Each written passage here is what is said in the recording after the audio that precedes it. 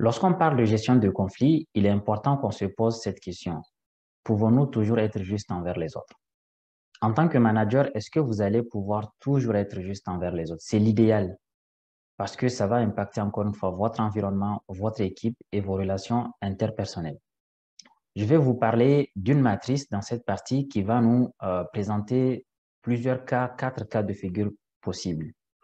Il y a des cas où vous êtes juste envers les gens et vous en êtes conscient. Et il y a d'autres cas où vous êtes inconscient du fait que vous êtes peut-être injuste envers les autres. Vous faites des choses inconsciemment, mais qui fait mal, qui dérange, qui perturbe les personnes dans votre environnement.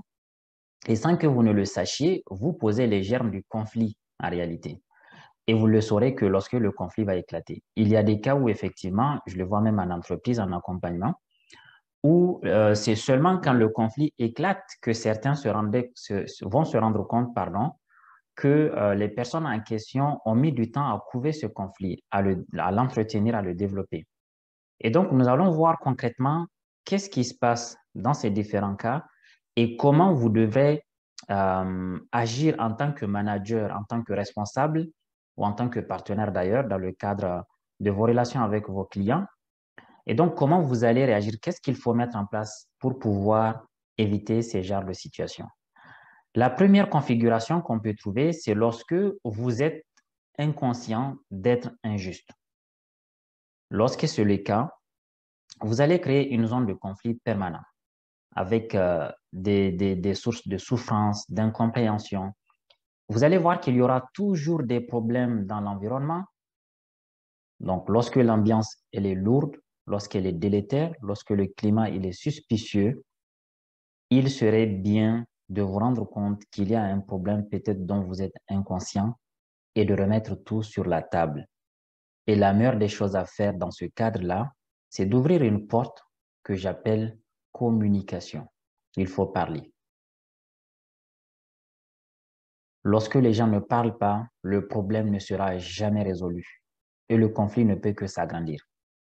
Et donc, en général, pour parler, il faut pousser 2 portes. Il y a une porte qu'on appelle orgueil et il y a une porte qu'on appelle ego. Il faut ouvrir ces portes, pousser ces portes de l'orgueil et de l'ego et puis rentrer dans ce que je vais appeler la zone de la communication.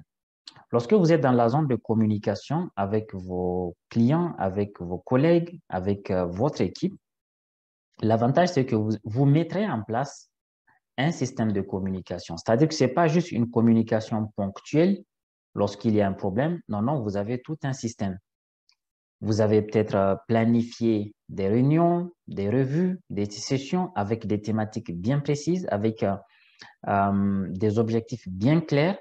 Donc là, vous êtes vraiment dans une zone de communication qui va vous permettre déjà de quitter la zone rouge qu'on vient de voir, la zone de conflit permanent, qui fait qu'on est inconscient d'être injuste. Parce que là, vous serez conscient que vous êtes injuste, s'il s'agit de vous. Et si c'est quelqu'un qui vous fait des choses injustes, il sera conscient également d'être injuste parce que vous allez parler, vous allez communiquer et donc cette inconscience va disparaître. Je précise que la zone de communication également peut être source de conflit si elle est mal faite. Parce qu'il y a beaucoup de cas où, en essayant de rentrer dans la zone de communication, vous allez voir que les gens vont même peut-être tout remettre en cause. Parce que c'est lors de la recherche de solutions que les tensions vont même monter. Les tensions seront exacerbées et finalement, les gens là n'auront plus envie de se retrouver pour parler.